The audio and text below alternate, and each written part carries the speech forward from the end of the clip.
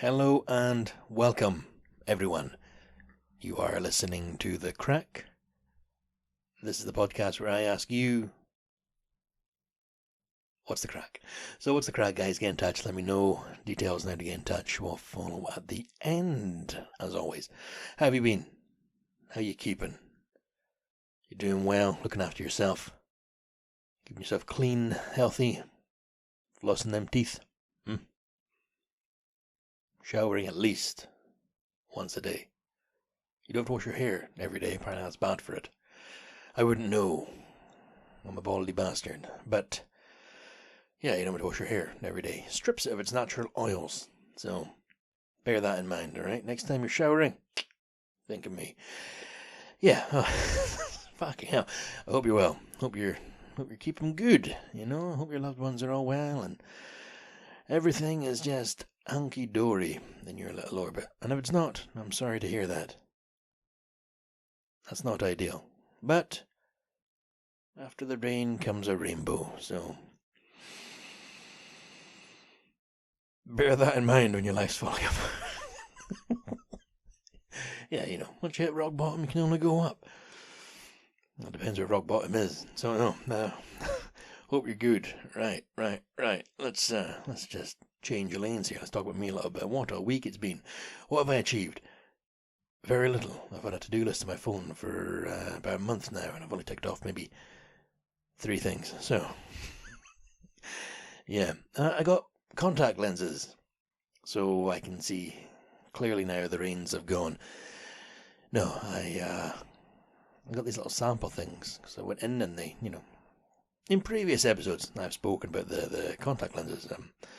I went in and they did the wee check, and the guy was like, "Do your eyes dry out?" And I said, "No." And he's like, "Oh, well, your moisturizing ducts are blocked." I'm like, "The fuck are you talking about?" So I was concerned about that, but no, I've got my little sample pack, and the girl showed me how to put them in, take them out. Easier than I thought it would be. You don't even have to actually touch your eyeball. And yeah, you pop them in and you don't have to wear glasses. You can see the world as it's meant to be seen. And it's beautiful. Just like you. Yeah, so, wore them. But when I went to leave, the lady, the member of staff, she gave me the optician. I took him home. Look after my eyes. No, she gave me the contact lenses. And she said, "Okay, so come back for your, review." I said, Do I owe you any money? Do I pay? Not for the samples. Like, well, hot damn, thank you. So, got myself some free contact lenses. Yeah, so if you wear glasses and you don't wear contact lenses, I highly recommend, guys. They're nice. Genuinely, you don't even know they're in your eye. You don't feel them. You just see the world a bit clearer. It's very nice. And she said, try not to wear them for more than like 3 hours the first day. Your eyes, your eyes will get tired and dry out. And I thought, okay, cool, 3 hours. So what I'll do is, I'll keep them in for as long as I can, and then see what my cutoff is. Say after 3 hours, if I feel my eyes getting sore, then we'll know 3 hours of the cutoff. After 4 hours, 5 hours, I had them in for like 13 hours, no ill effects. So, took them out, let my eyes bleed a little bit, and no, so yeah, no ill effects, no negatives so far. I'm a clear seeing son of a bitch, and I'm enjoying it. Yeah. And I wore them to a wedding. That was the next big thing. I went to a nice wedding. Do I talk about the wedding first, or how I got there? I'll tell you how I got there. So I was born a cold February morning. No, okay. Yeah. The wedding was down near the Central Belt. Charlotte, my lovely lady, she was part of the, the posse, the main, the bandits, the wedding party. She was part of the main hoo-ha. Don't know what you call it. Bride's circle. She was the numero uno bridesmaid. There's names for it all, but I'm not really in with it. Anyway, so Charlotte went down the night before. The night before. So the day before the wedding, she could help set up things. So I was left to my own devices, guys. And, you know me, I get scared. No, I was wearing a kilt because it's a Scottish wedding. And so I had to go through to Grantown to pick up my kilt because of the wonderful things. Because we're off to see the wizard. No, I've always used the same kilt maker my whole life, so I went back to her for this one. And if you've never put on a kilt on your own, it's not an easy endeavour. You know, they're not a casual wear garment. And with Charlotte gone, what was I going to do? I wasn't going to ask the Chihuahua to help. That'd be ridiculous. She's Mexican. Doesn't know how it goes, you know. So I went through and stayed at my parents' house, which I haven't done since I moved out. And as soon as I moved out, like honestly, as soon as I moved out, within about a week, my bedroom was stripped and painted, and it's now my niece's bedroom. So that was the room I slept in. Yeah, the night before I went to get, what did I go to do? Oh, I'd gone to donate plasma, because I'm a selfless bastard. No, you know, I don't need it all. So yeah, every now and again I go and do that, and you get plugged into a machine, takes out your blood, takes out the plasma, spits it back into you. So I had a nice gnarly bruise in the crook of my elbow. Still there. Fuck's sake. It's obviously worse since doing Strip the Willow at the wedding. I didn't think about that. Yeah.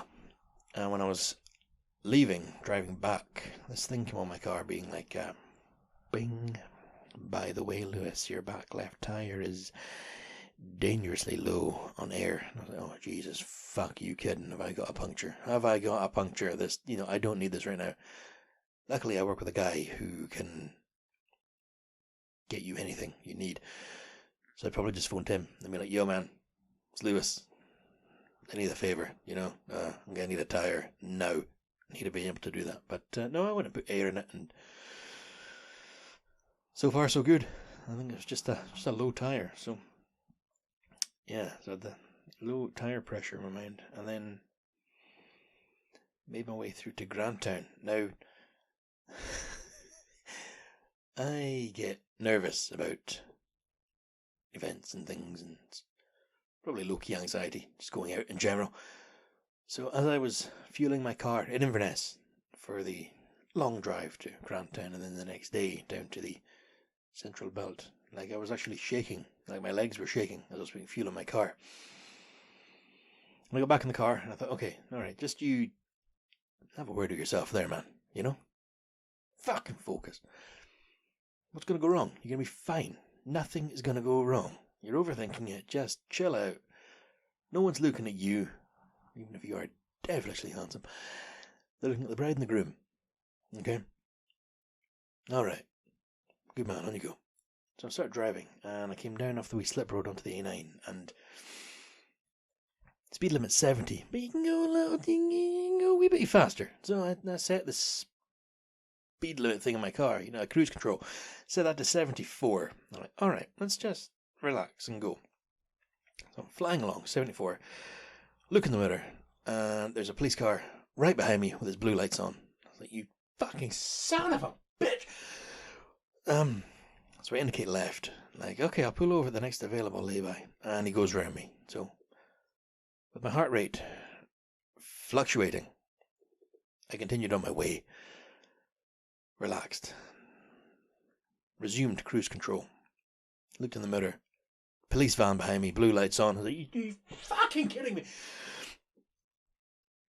Going the same way as the previous car. Overtook me. Didn't pull me over. I was like, alright, let's just set this fucking cruise control back to 70 and just made my way, you know, more casually. That was fine.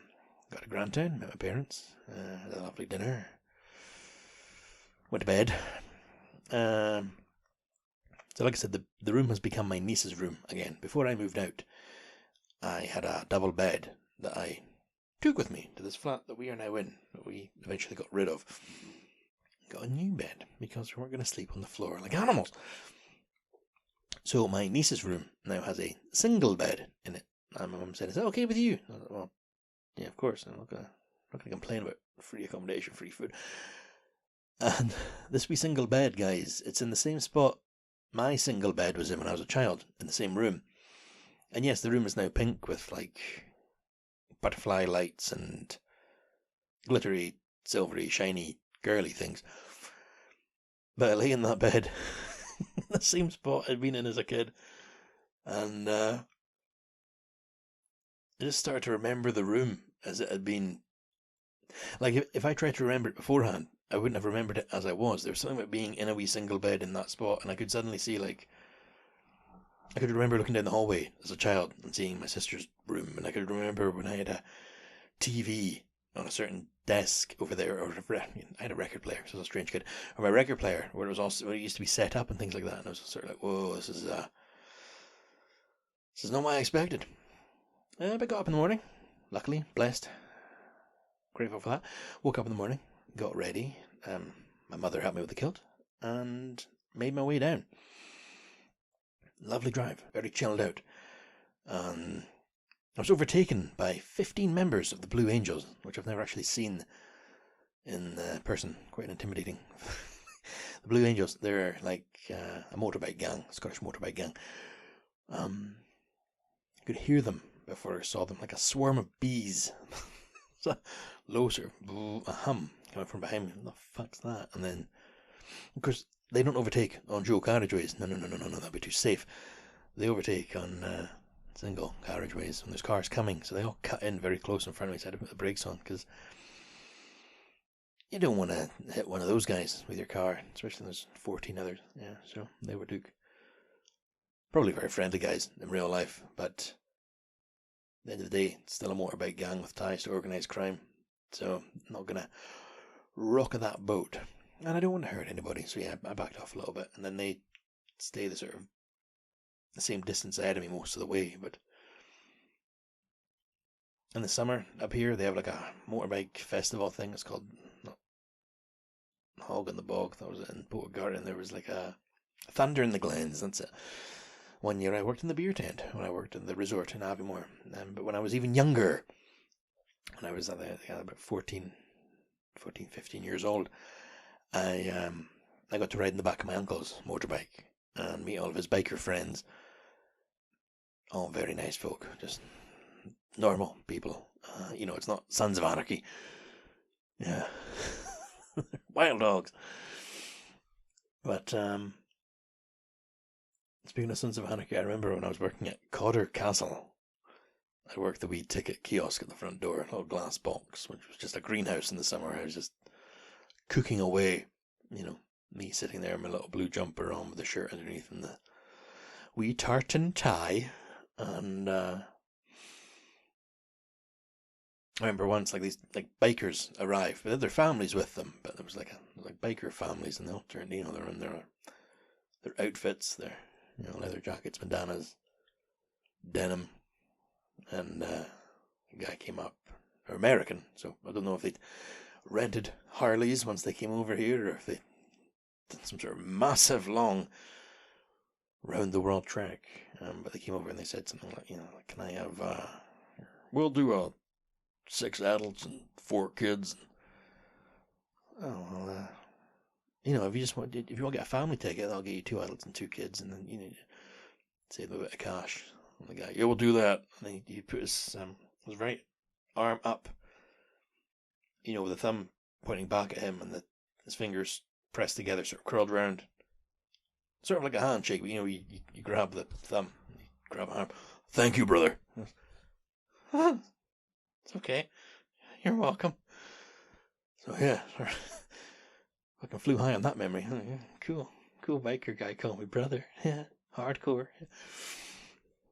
Oh yeah, I got into the Central Belt, found the place, the wee farm, when I say the middle of nowhere, 7 miles off of the main beat. Got there, got parked up, and Charlotte, she was getting ready with the bride and the other bridesmaids and stuff like that, so I just sort of sat in my car for a while and read a bit of my book, tried to chill out, And then eventually I stood up, got out of the car. And if you've never driven for 3 hours wearing a kilt, guys, I wouldn't recommend it. Very uncomfortable. The belt, because the belt doesn't hold up your kilt. It's like a big decorative master and buckle thing.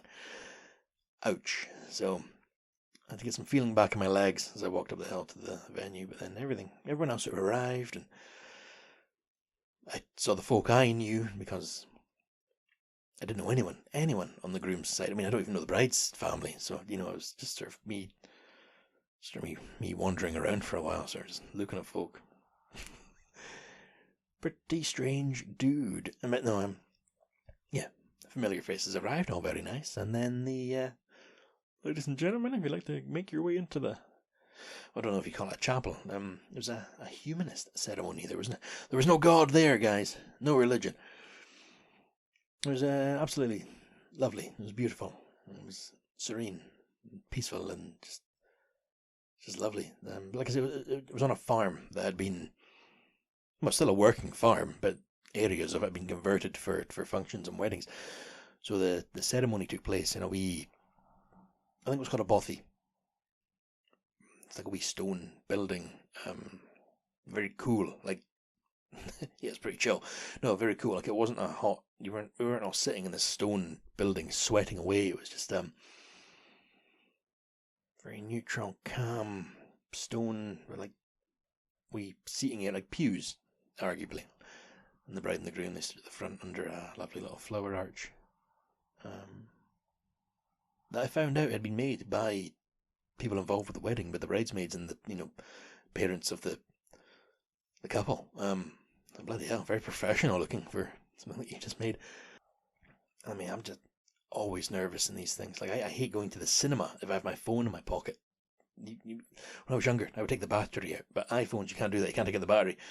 So I was sitting there and just, God, please don't ring, please don't ring. It was turned off and everything like that, but still this like fear of, God, I hope my phone goes off. I don't want to be that guy. But eventually I just tried to relax, and I got there, and everything went, well, from what I could see, everything went perfectly. And then, I'm sure you're familiar with a fucking wedding. Yep. after the ceremony, we went outside, and the bride and groom went away and got some photographs taken, and we all just milled around and relaxed, and loosey goosey, started chatting with each other, and then moved into the function room, if that's what you call it, like a converted sort of barn. But when I say barn, it's not like there was hay on the floor and a cow in the corner munching away. No, it was rustic, if that's maybe the word. But it was lovely.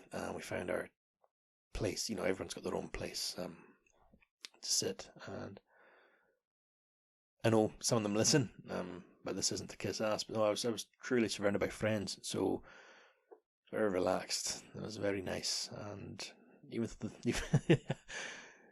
though the day wasn't about me, I felt very welcome and just at absolute ease. I wasn't with strangers. I was among friends, and it was lovely. And then we got fed. I'm never going to complain about that. But unfortunately, when I'd ordered the food, waiter, what's the option? No, when you pick your meal a few weeks or months ago or whatever, I have no memory of doing it. But I must have been in a healthy mood because I picked the salmon, and then many folk around me had chicken, and I looked at it and I was like, well, I want me some of that. So I had the salmon. It was delicious. And then we went back outside again, chilled out, and then, like in the fucking pantomime when they turn the stage around, like very quickly, this room went from dining area to a dance floor with a different table set up. We went back in, and bride and groom with their first dance, and the Cayley band started playing, and we just celebrated a Scottish love story at a Scottish wedding, the Cayley. And at one point I went to get a few iron brews from the bar, and it was an Australian barmaid. And me, trying to be friendly, asked, trying to make conversation with her, have you ever been to a Scottish wedding? No. She was very excited, and she was saying, this is incredible. I've never seen anything like this. There's nothing like this in Australia. And you all know the dances. And I had to tell her, yeah, well, in Scotland, certainly where I come from, where Charlotte comes from, I'm not sure if it's the case for every Scottish school, but in the Highlands anyway, at Christmas time, our PE lessons became dance lessons where we do traditional dancing. So that's how. I mean, I don't know all the dances off by heart, but there's the Kay Gordons certainly. That's ingrained. 1, 2, 3, turn back. 2, 3, turn. Just certain things. But the Australian barmaid, she was travelling and she got a job there and she got to witness that and she thought it was absolutely incredible. And I'd never really considered that until I was talking to some friends at the wedding one of them's from England, but one of them now lives in England. And I asked, what's an English wedding like? And they don't have the same. I don't use the word ritual, but the sort of ceremony to it. Like a Scottish wedding is an event, and I'd never really considered that. To me, that's a wedding. The guys get in kilts, and you do these big dances, and yeah, I'd never considered that. Oh, that's like a total prick. That like I'm blessed enough to have experienced that. That's part of my culture. Oh, Jesus, Lewis. Yeah. Oh, but you know what I mean? Like that is part of my culture and heritage. Is these events, these big gatherings that you do. There is a sort of, did I say pride? That's where I come from. This is part of my heritage, and it's just amazing as you grow older. These different people come into your life that you didn't know them at one point, and then suddenly you're making these fantastic memories with them. And I don't know what my point is. People come together at these things, and there's just such an overwhelming sense of, oh, he's going to write us a fucking poem. No, I'm not going to write a poem, but you come together, and there's friendship, and there's unity, and there is love. Not just romantic love, because obviously that's the bride and the groom, but happiness, and not community, but you come together, and in that moment, everyone's there for the same purpose, and there's a very lovely sense of belonging. Well, there was for me anyway, and there was a moment, and I'm not even going to fucking try. At one point, everyone was together, and I told Charlotte about this, and she actually teared up. But for me, it felt like being hit by lightning, and I was like, I am completely among friends. It was a very special moment, and I'm going to hold on to that memory. And it happened at this wedding where everyone was together. It was just, what the fuck's he talking about? Right, yeah, I'll continue. I'll come off the point there. But that was it. A lovely, lovely day. And then, whoa, ha, ha, ha, ha. We got bacon rolls the next morning.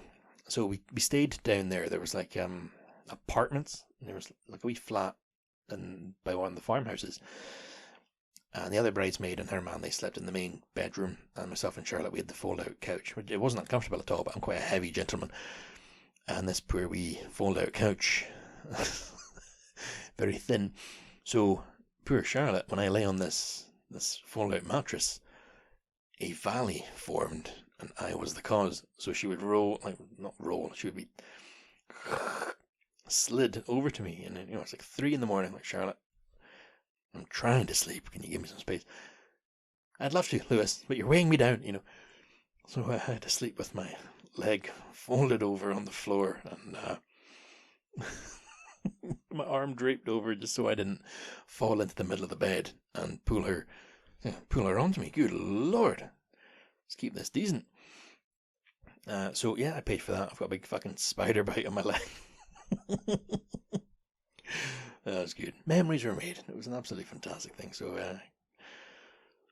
heartfelt congratulations to Fiona and Cami. Thank you very much for letting me be part of your day.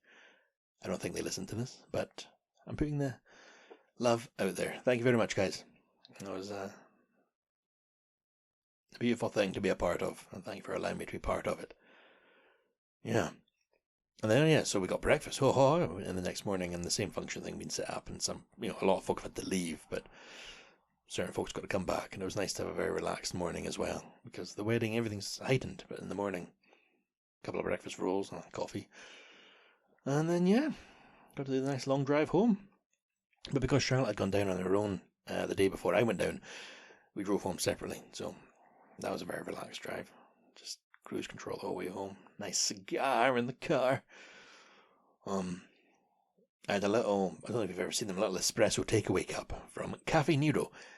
I had that wedged to my car door as a wee ashtray. Man, disgusting. Full of ash by the time I got home, but nice drive. And then as soon as we got into the Highlands, as soon as you come off the Joe Carriageway, near the wee bridge that says, you're near the area called Kinnaird. As soon as you come off the Joe Carriageway, these big fucking massive raindrops start to fall, like the raindrops from the film Bug's Life. It wasn't just rain, it was proper... Who's that guy? Whoever he is, he's leaving. He is away. Sorry, I was just trying to make sure that car left. So yeah, I got home, and I think that's what I've been up to, guys. I've been at a wedding. Is there anything else to be telling you about? I don't know how to... I should have probably written that all fucking out and tried to actually have some sort of coherent story, because you just heard me talk about this wedding I went to. Absolutely beautiful. So, turns out I do love going to weddings. I don't go to any for about 10 years, and then I've got two of Charlotte's best friends getting married, and I get to go along. Yeah, it's been lovely. Can't complain about a thing. Oh, surrounded by love. What a terrible thing to find yourself surrounded by. It's been very nice. And then what else has been happening? I don't know what to talk about. Well, I tell you, don't want to tell you about this because you're going to think I'm the weirdest son of a bitch in the world. But yeah, I'll tell you. So I'm an edgy little bastard, and I've got two of these little carnivorous plants. Where is he going with this? Yeah, okay, so hear me out. One of them is a pitcher plant, which is the ones that come up like wee leafy cups, and they've got some water in them, and the insects go in, and then they can't get out because they can't climb up the sides. And the other one is Venus flytrap that I've got in an old jar, like a big... don't know where I got it, but I got a massive jar of gherkins, and then when they were all eaten, I cleaned out the jar. I bought two Venus flytraps, and I dropped them in the jar. One of them sort of died almost immediately, and the other one seems to be doing okay, and the death of the other one has spawned new life, and there's a tiny wee Venus flytrap growing in the jar. Now, so gross. I call her Lucy, short for Lucifer, because she's you gotta name a plant. Yeah, a little pet. In this flat, and I swear to God, it's a clean flat, guys. Charlotte would not have it any other way. Recently, in the past few weeks, there's been every now and again, like a lone ant will just be seen going about. I'm like, oh, fuck. By Googling it, it doesn't mean we have ants. It's not like we live in an infested flat. It's just, there's an ant nearby, and there's many. There's some sort of ant colony nearby, and these wee guys go off on their own to try and source food. So me being the twisted bastard, every time I find an ant, I scoop him up, chuck him in the fly trap thing, and good luck, you little fucker, get out of my flat. But the pitcher plant, I looked in the wee leaf thing the other day, and there's like 3 ants in each of them. So the plant's doing its thing. It's catching insects. And I just thought I'd share that with you. Grizzly. But it's not as disgusting as it sounds. Actually, maybe it is. Maybe you're into that, maybe you're not. It's nature. It's nature to have this little plant from North Carolina in a fucking gherkin jar in your windowsill. Yeah. So there you go. That's what I've been up to. Alright, I've been at a wedding. I've been worrying about driving down the road, and I've been feeding ants to my Venus flytrap. In fairness, the lid's open, so if they can get out, they can get out. Alright? It's not like a Thunderdome. 2 enter, 1 may leave. No, they get a chance, but at the same time, this is my house. You stay out of my house. Fucking ants. The bin politics continue outside the flat as well. Somebody's moving the bins around, so I might have to get one of those doorbells that I can see through. But I'm looking at the time there, guys, and it has been half an hour. This is flowing by. Maybe I should go to weddings more often. Right, so thank you very much for listening. Sorry this was so... Was there any laughs in this episode? I think I was just talking. If you didn't dig it, I can only apologise. I don't even remember talking about this episode. It's flown by. What a fantastic thing. So, I'm going to call it there. As always, big thank you to Black Mill for the theme tune, and a big thank you to Cora for the artwork with the logo. Thank you very much, guys, for lending your talents to the podcast. It's greatly appreciated. Thank you, dear listener, for giving me your time. And if you want to get in touch, if you have anything to say, other than my friend Jamie once again reminding me, but you're a bit late with the podcast. Sorry, Jamie. Another episode coming your way. If you want to get in touch, guys, check out the website. It's www.thecrackpodcast.co.uk. Say it again. www.thecrackpodcast.co.uk. Go to the website, go to the wee contact tab, and get in touch. Whatever's happening with you, whatever's on your mind, any stories, any anecdotes, anything you want to hear read out, I'll read them out. It's the least I can do. You give me your time, I'll read out what you have to say. Unless, you're being a cunt. And, this town ain't big enough for the two of us, alright? So I'm not going to be doing that. So until next time, guys, as always, look after yourself. Try and get your 5 pieces of fruit and veg, drink plenty of water, get plenty of sleep. Be good to each other. And don't take any shit. Just be good. Alright, I'll talk to you next time, guys. Bye for now.